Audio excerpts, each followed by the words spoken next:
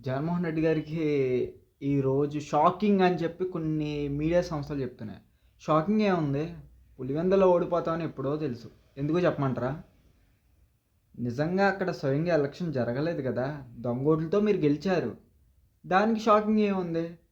కుప్పంలో జగన్మోహన్ రెడ్డి ఆ రోజు గెలిచాడంటే కుప్పాన్ని మున్సిపాలిటీ చేసిన వ్యక్తి జగన్మోహన్ రెడ్డి. అందుకని కుప్పాన్ని గెలిచాడు. మీలాగా చేయలేదుగా, అరాచకాలు చేయలేదుగా, విధ్వంసం చేయలేదుగా, దొంగోట్లు వేయలేదు కదా! ఈరోజు మీరు మాట్లాడుతున్నారు.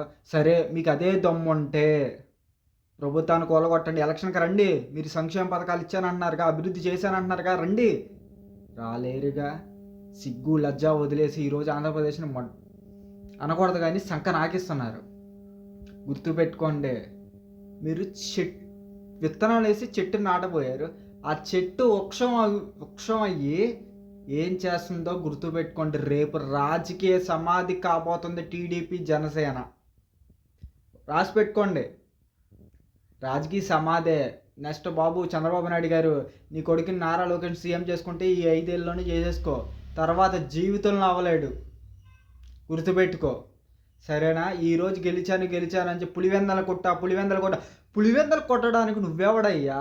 నువ్వు నీ సొంత నియోజకవర్గంలో పోటీ చేసి దమ్ము లేక కుప్పంలోకి వెళ్ళి పోటీ చేస్తున్నావు.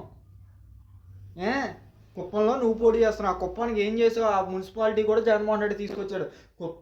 అది నీ బతుకు. జగన్మోహన్ రెడ్డి పులివెందుల్లో ఎంతోమంది పేదలకు ఆదుకున్నాడు. రాజశేఖర రెడ్డి గారి ఫ్యామిలీ అన్నీ తెలుసు.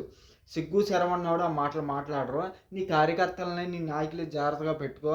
టైం దగ్గర పడుతుంది. ఈ రోజు నుంచి కౌంట్ డౌన్ స్టార్ట్. ఓచకోత మొదలవబోతుంది.